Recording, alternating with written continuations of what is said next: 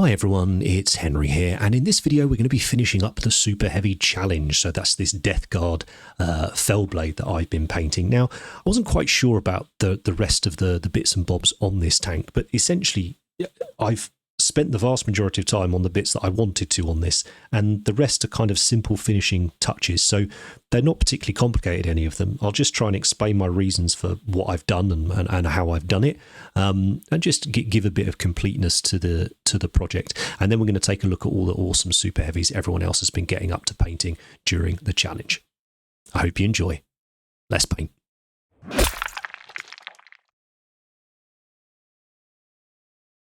So first up, it was time to actually get some metallics on the model. Now, there wasn't much that I wanted to do metallic. I really wanted the focus to be the armor color that we got and the sort of story that was telling with the battle damage and the grime that we put on it.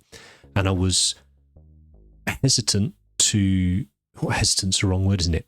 I was a little bit concerned that if I started putting a load of metallic elements on the tank, that it would ruin that effect. But as I mentioned early on, I want this to look like a Warhammer tank. I don't want it to look like a scale model.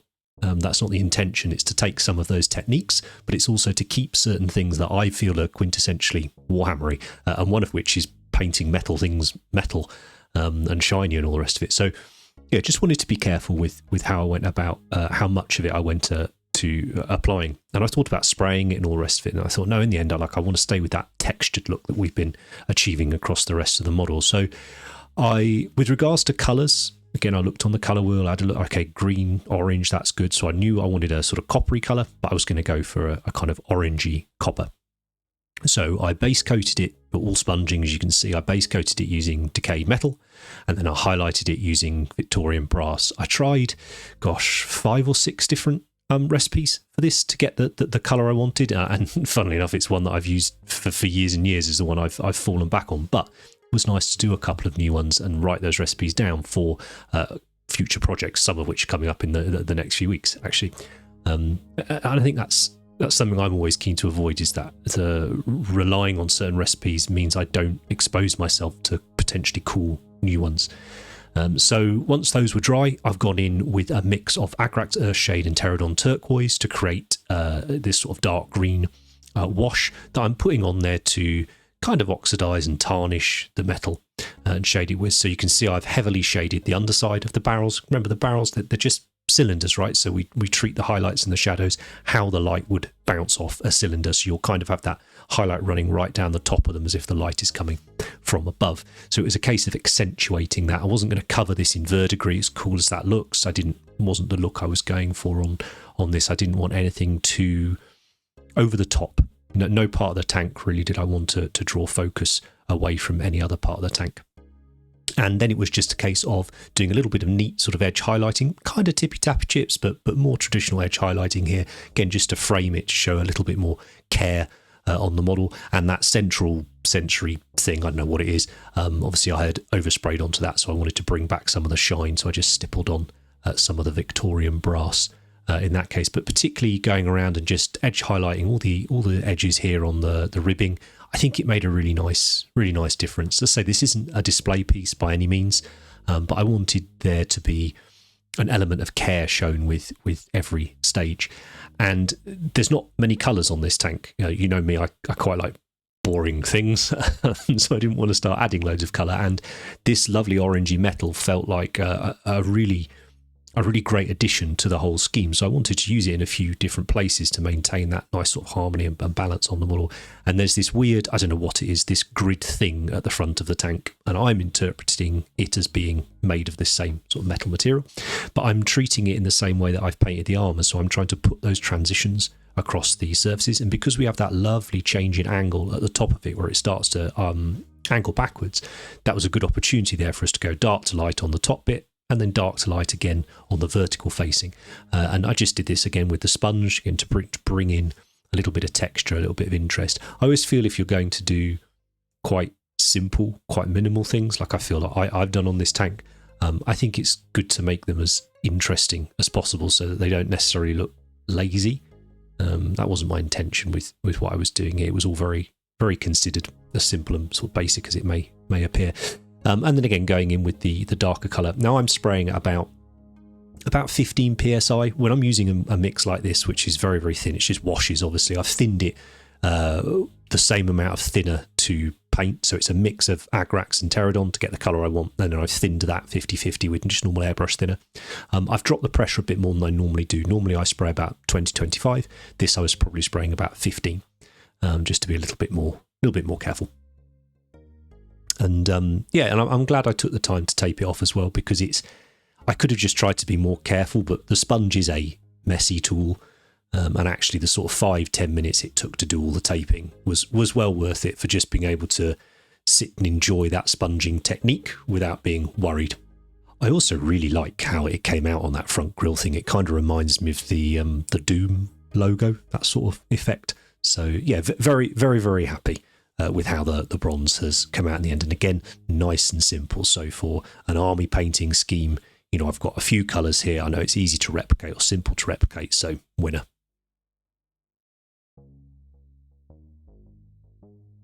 Masking fluid.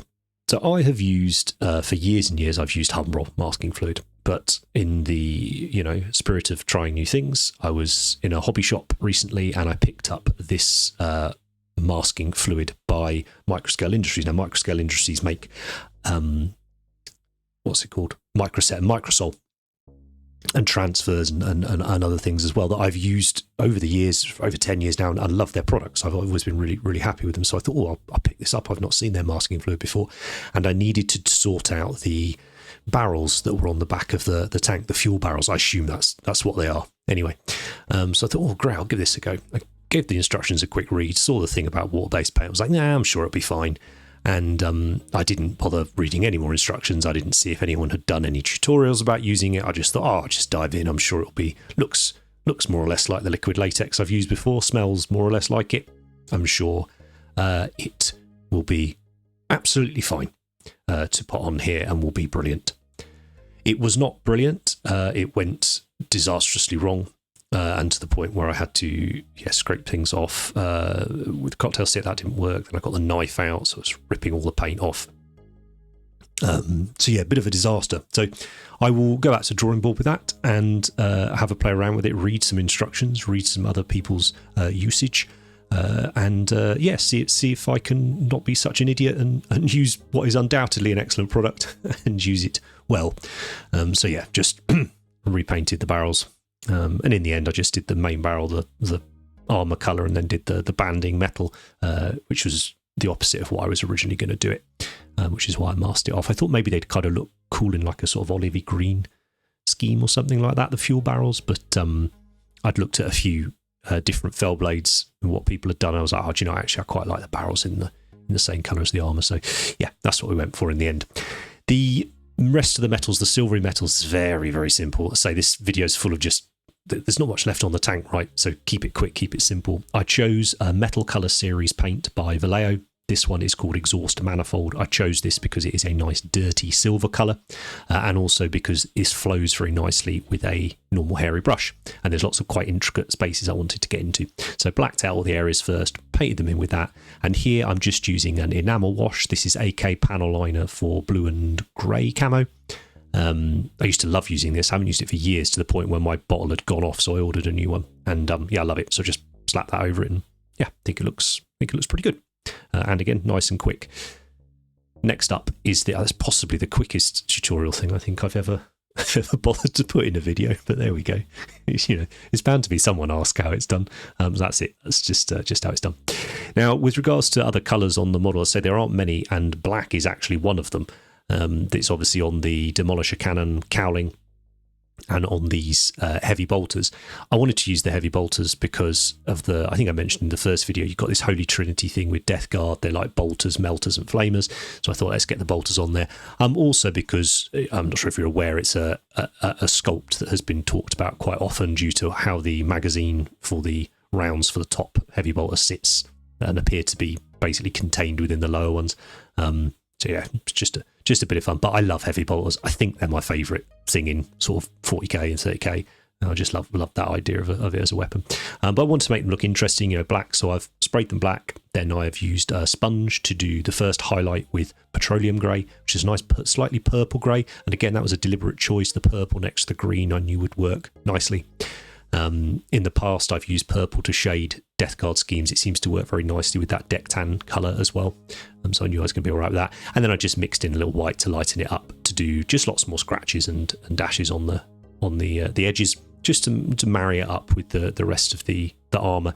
And then I've given it an oil wash just like I have done on the main armour, which we spent nearly an entire video talking about. The only difference here is I probably included a little bit more of the sienna colour, the burnt sienna colour, just because I know how nice red and oranges look on black. So it was still present on the rest of the armour, but I used a little bit more of it in this mix than I did the sepia, just because I think it looks a little bit more interesting.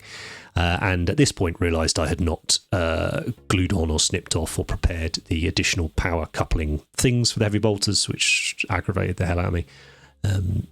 I don't normally bother with these, if I'm brutally honest. Like when I've done all my Titanica stuff, I don't bother applying these cablings because it's just easy to switch weapons in and out then.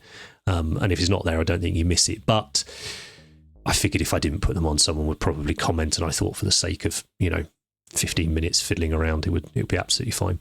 And again, it's, this is a paint job that serves a purpose by showing, a few techniques off. It's not, it's not meant to be a flawless thing. So I didn't worry about stripping the paint off and making sure they lined up perfectly and anything like that. I just got them on there and painted them up the same. Now onto the exhaust. So the exhausts, I really ummed and ahed about what to do with this. Other than the lenses, I think these took me the most time just sitting and sketching ideas out and looking at reference photos and pondering essentially what to do. And in the end, it came from choosing to do the tracks in the way I've done them, led me to this route with the exhausts. I was going to do the exhausts in a much more sort of chrome look that I did on the Stormblade all those years ago, but because I hadn't got much of the orange on the tank, other than in that brassy colour that we spoke about, with the banding on the barrels, as in the cannon barrels, I thought this might be a nice opportunity to get a bit more orange into the scheme. So I decided to do the exhaust all rusted out. Again, it's a nice simple technique, but it took me a while to decide on. The reason I settled on it was because I felt the colour was right for the overall paint job, not because I wanted to do exhausts like this. So I used chocolate and I used jasper from Minicolor, but you could use something like Rhinox Hide and Doombull, something like that from GW would give you a not dissimilar effect, and you can see the difference there. And I'm just sponging it on again to get some texture, a different texture. So I used a tighter sponge, a makeup sponge, to apply the first few layers of it. And here I'm just using that normal sort of blister pack sponge to do the lightest rust sort of speckles on there. This was Towelite Ochre, I think I used here on this one, but just, a light rust colour. And I love it. I could paint this stuff all day. This, brown's my jam. I just like it. And I think it looks lovely. I think it looks really interesting. It's so simple to do. I find it incredibly satisfying. So I just wanted to pump it up a little bit more. I'm using a Trax wash here. Now, that the recipe I've used there and the technique I've used there is not dissimilar to how I have painted Trax on vehicles in the past. I like that look. So I thought, why don't I use the same wash I often use when I do that as well? So here we've gone for Trax wash, which is it's almost a burnt sienna wash, but it's not quite. It's got a bit more brown to it than that.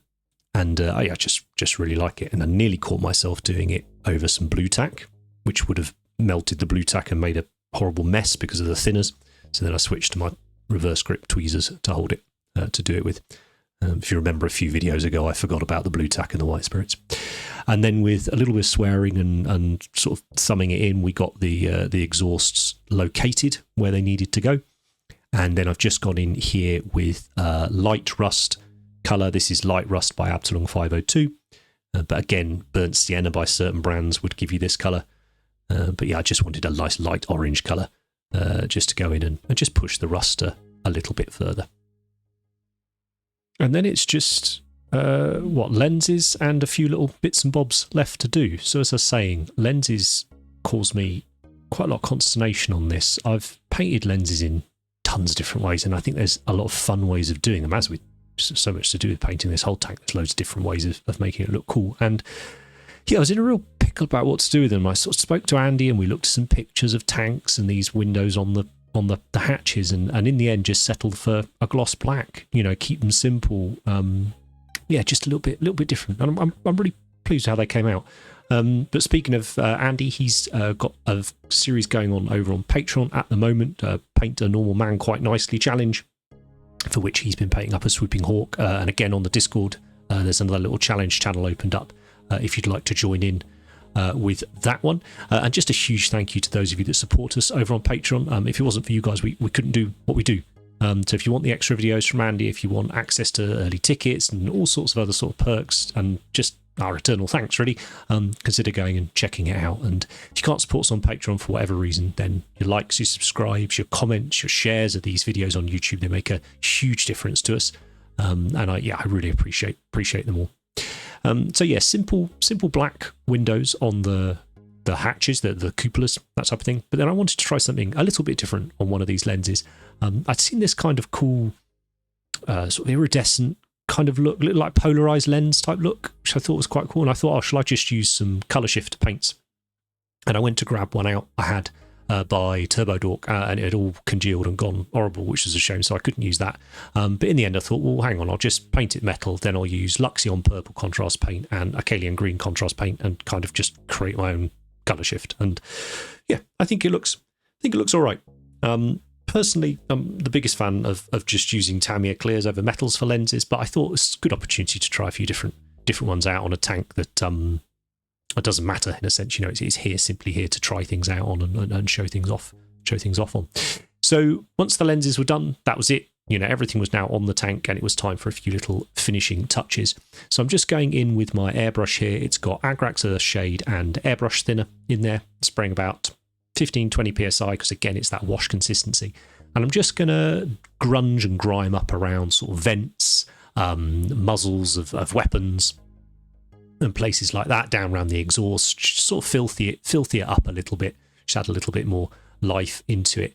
It's a very quick thing to do, and I think actually it's quite nice. And I think given that the airbrush use has been sparing, I'm quite happy to go in and do a few little effects with it like this. I think it's still in keeping with the overall look on the tank. And then very similar to that, I've created a black wash. So this is just black paint, heavily thinned with airbrush thinner, but it's one that has a very matte finish to it. So I'm just sort of doing a little bit of scorching with that on some of the areas where I've put that discoloration with the Agrax.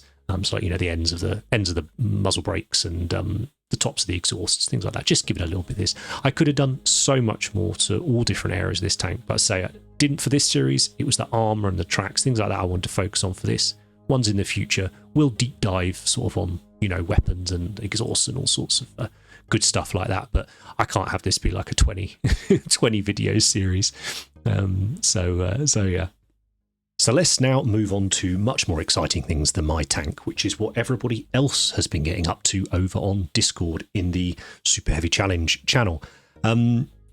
Just super quickly, thank you to everyone who's done it. That channel has exploded. The Discord has exploded. The Discord is completely free for anyone to join. You can find the links in all of our videos and all the rest of it. It's just a nice hobby place to hang out in. People are always very forthcoming with advice if you want it, and inspiration and motivation and encouragement. It's a good place to be. And yeah, the Super Heavy Challenge channel, which we'll just rename Tanks or something, I imagine, it's become a great place to chill out and look at what people are working on, and lots of great advice going on in there. But I set everyone the challenge. I gave them a deadline to complete it by, and this is all of the super heavies that people got finished by that date and submitted to me. So I thought we'd just have a quick look through them.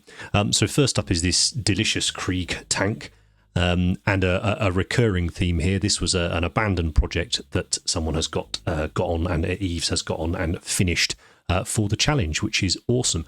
And I know they've finished at least one more since this as well. So outstanding, lovely work. Next up is Jack's Imperial Fist Fellblade. fantastic photo, really nice sort of blogging of his journey that he did on the channel. Lots of steps, updates and things like that. Incredibly striking scheme. I think it's come together beautifully. Well worth following as an account as well. Really real punchy sort of, just great work. Nice one, Jack. And then we've got more lovely guard tanks. This is on this one, the person had wanted to push their dirt a little bit more. They always felt they sort of held back on it a bit too much, so they're trying to push the dirt further and further. So yeah, good on you, and keep going. I know it's tough sometimes, but you'll never know, right? Until you overdo it, you'll never know where you want to dial it back to get there. But it's one of my Malkador Infernus, one of my favourite tanks ever. That. Then back to the Fellblades. This big one by Absolute Moonman. This is their biggest model to date. They painted as well, which is really cool. There's quite a few people with first tanks, first super heavies and things doing it for this challenge. So yeah, I'm really glad you jumped on board with that. And they said they've been really enjoying using the AK metallic wax paints. I've got a few of those. I've used them over the years, not recently, so I might well dig them back out again and have a play around. Sort of they're that rub and buff type paint. Good fun. Then the first of the tiny super heavies. Games Workshop rather helpfully also released epic scale glaives and Fellblades and stuff during the challenge. So a few people have jumped on that and painted them up because they managed to get that done in the time. And this looks awesome. I love that effect on the Volkite, whatever it is, mega cannon. Looks fantastic. Then so this was part of a set of 3 or 4. Incredibly striking scheme, really cool. And I think that weathering as well is really helping draw the eye to it. Just I bet this looks fantastic on the table. Inspired by the Tiger Claws, apparently. So one of my favourite Badab chapters or pre-Badab chapters. Then this is wonderful. This would slot straight into my White Skulls army. Yes, please, thank you. I'll pass you the address. Just wonderful work, right up my street. This is right to my taste. Lovely job on that one. Right, what's up next? Mercy's Kratos. Outstanding. Love the colour choices. That purple in the white, and then that immense freehand Hydra down the side of it. Always very forthcoming with information. This person on the Discord, and real asset to have on there. So thanks for doing this challenge, Bud. More Alpha Legion, they're everywhere, and indeed a Kratos. Lovely. And here's that bit like I was talking about with using the exhausts on the Fellblade as a complementary colour. The orange tracks here, the effects on the tracks has done just that with the turquoise Alpha Legion main colour on there. So another belter. But never done a Kratos. I built one, never painted it. Maybe I'll dig it out. Emperor's Children, always happy to see these guys. Described as the purple laser party bus. No complaints there. Again, I think that's going to be an amazing looking army to play against. I'd love to see that. On the table. I love this, partly because it's a Land Raider, and I've got a real urge to paint Land Raiders at the moment, like on quite a significant scale. So we'll see how that pans out over the year. Maybe I'll talk about that in an upcoming video. But yeah, Scotch's they just went to town on the weathering, and again, I really admire all the people in this challenge that have taken it as an opportunity to push themselves out their comfort zone to try things. You're putting stuff out on the internet as well for other people. I've always find that nerve-wracking every week when I post a video or whatever. So just really cool, and I'm so glad that people have enjoyed pushing it. And Imperial Fists, they just weather up so well. If you just want to do a one-off piece, like, do an Imperial Fist and weather the hell out of it, because it looks awesome. It really does. Lovely Ultramarines Fellblade here. Really like the blue carried down the cannon barrels. I think that's worked really well on this tank. I can't recall having seen that done on an Ultramarines one before. So really enjoyed that. An old mate talking about the first time they'd used many of these techniques on a model before, which is super cool.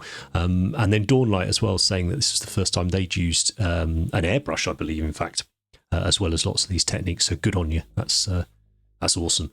And not the only word bearer's Fellblade, which I'm pleased pleased to see. Here we are, have our second teeny tiny super heavy. Just beautiful. Again, you know, Imperial Fists, it works wonderfully against all those low rich browns and oranges, you know, on the basing and on the tracks and everything. I think this is a wonderful piece, and they've done a lovely plinth and a lovely display base for it. I hope we can see this at, you know, maybe, I don't know if they're coming to MPL or something, but that'd be fab. You know, I'd love to see this piece in the hand, because, you know, these are little teeny tiny micro machine type tanks. So it's it's awesome to see the effort that has gone in to that one. Another Spartan. You know, the plastic Spartan, I don't know if this was a plastic one, but the plastic Spartan kit that came out a few years ago it's such a nice kit to build and work with. I've thoroughly enjoyed painting the ones I've done, and I always like seeing 1,000 Suns. I just think it's a beautiful scheme, and the gold they've used here, the stripe down the front to break it up, I just think it's a really lovely composition that they've come up with on this tank. I think it looks absolutely fantastic. Old Zogwart. Right. Get move my sheet onto the next page. There's quite a few of them. Here's a lovely, tasteful Dark Angels Super Heavy by John. Again, another one saved from the draw of not finishing this project, which would have been a real shame, because doesn't it look good in those? Doesn't it look good in those colours? Really, yeah, big fan. Always nagging the back of me to do some more Dark Angels. And here's some more really heavily weathered, beautiful use of that orange and the red on there. I love using sort of heavy use of orange on black. I think it looks fantastic with weathering, really impactful. And yeah, love the chipping as well between the two stripes. Really helps sell that effect. So yeah, nice one. And again, the Venerable Land Raiders representing. You know, never going to be sad to see these. And here's the OG. Well, the new version, I guess, of the original. And this person's first Warhammer tank as well. So. Yeah, good on you. Then yet another Fellblade, a Wordbearer's Fellblade. Very happy with this. Dave, I believe, had used a few of these techniques for the first time as well on this. Big supporter, and Dave very generously paints the armies for his sons as well. So I think this one's going in his son's Wordbearer's army. So yeah, what a good dad. Not bad at all. Then we've got is it a Venator? Yeah, I think it's a Venator. Oh, still Sicker and Venator. I wanted to include it. There's a few people joined in the challenge. They weren't doing a super heavy, but they were following some of the techniques, which is perfect, right? It's exactly what we want. You know, you don't have to have a super heavy. It was just, if I had simply called it paint whatever you want tank challenge, it might not have been quite as snappy. So we went with super heavy, and the Fellblade had just come out, hadn't it, when we started? But yeah, just lovely, and I love that dirt build up they've got there. On the side. Then we've got an Ashen Brotherhood Fellblade. This is by Nusair. This was other than being a lovely paint job and a great story behind it, they posted up as well. It's quite fun. Their wife has become also invested in the Super Heavy Challenge, to the point where she was snapping photos of like corrosion and rusty things, which might sound weird, but I have umpteen albums on my phone of various pictures of rust and stuff where I find it on when I'm out walking and things like that.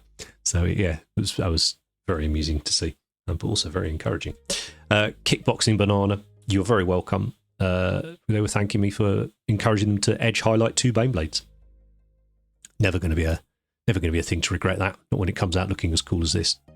Yeah, I don't know. I can't remember if I've seen Baneblades with quad sponsors and things. I can have a look at that again in a minute. That's really cool. Some more Emperor's Children. Yeah, love it. Loving this. Again, this was Zara's first tank, which was awesome, and basically first go at all of the techniques, so good on you. I hope you like it. I think it's very striking. So yeah, good on you for going at it. They're such a great looking army, Emperor's Children, aren't they? Heretic Ben here with a lovely, another Deathguard Fellblade. Lovely weathering here. I like that darker shading on some of those panels, particularly on the top, the flat there. Really lovely. My sort of taste, that tank. Lovely stuff. Then we've got an outside shot. This one made it out into the snow, which I actually think looks pretty cool as a background. And I believe this is their garden. I don't think this is in fact incredibly well modelled snow. It might be. If you want to watch lots of good snow videos, Andy does tons of them over on Patreon. I think he's used just about every product out there. So yeah, if you're intrigued in that, go check those out. Then one of my favourite vehicle models Forge World ever did, the Crassus. Yeah, it's just awesome, isn't it? And lovely to see it done in this scheme. I did is it a Macarius? It was a Macarius I did in this this scheme years ago, this sort of kind of olive drab colour. I think, it's the perfect type of tank for doing these techniques on. It's that Warhammer but scale model style, and I think it just looks perfect. In fact, I've gone and called it a Crassus, haven't I? The Crassus is the armoured, I think that's the armoured troop carrier. This is the launcher variant of it, which I can't for the life of me remember, and cannot be bothered to go and edit, so I don't look dumb. But yeah, awesome paint job. Another teeny tiny one, little teeny tiny Baneblade here, Solar Auxilia Baneblade from Epic. Love it. Yeah, great models. Lovely to build. You build them in about 10 minutes as well. So yeah, if you're wondering, fancy having a go on all this, but don't want a great big model, just go pick up a box of those. And then yeah, fair play going all in on this. This person just wanted to keep on weathering, goes dirt as they possibly could. So yeah, good on you. I'm really glad you went with it, and I hope you've learned tons from doing it. And then the last one, just sneaking at the deadline, was another Spartan, done by Morrigal. Yeah, love it. I think the tracks work really well on there. I think with Iron Hands, there's so many ways you can bring in colour interest to Iron Hands. Either you make the black an interesting black, or you keep the black nice and simple and then use all the things around it to help sort of show it off. So those are our complete ones by deadlines. There's loads of other guys like Drew, like Moradin, who nearly got them finished in time, are continuing on in the channel. So as I say, jump in on the channel, join in. I'll leave it open. We'll probably just rename it Tanks, and hopefully it becomes a wonderful little repository of people's tracked projects. And I almost forgot, I said I was going to do a giveaway for everyone who got the challenge finished, so I need to forget that. So let's do a random number generator on there, and then we do 1 to 29. If I remember to put this on the screen, I will. 1 to 29, generate. That is number 26. Okay, who's number 26? That's Alex. Oh, it's Alex with the Praetor armored launcher thing. So yeah, congratulations, Alex. I'll get in touch with you on Discord, bud, and we'll figure out what cool tanky box of some tanky goodies I can get in the post to you. So that's the end of the Super Heavy Challenge and the end of these little sort of series of videos I've been doing over the past few weeks. And I just wanted to say a big thank you to you all that have followed them and have enjoyed them. They were quite an important set of videos, really, in the end.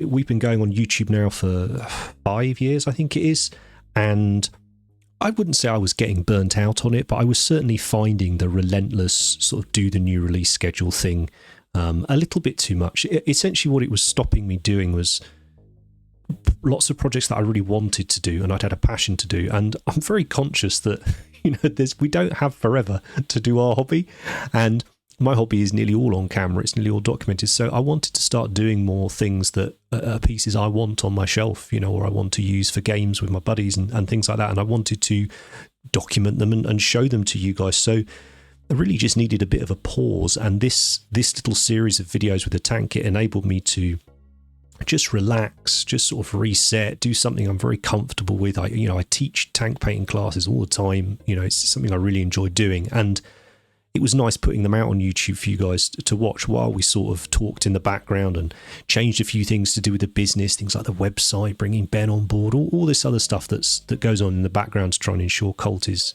successful and survives and sustainable and everything going forward.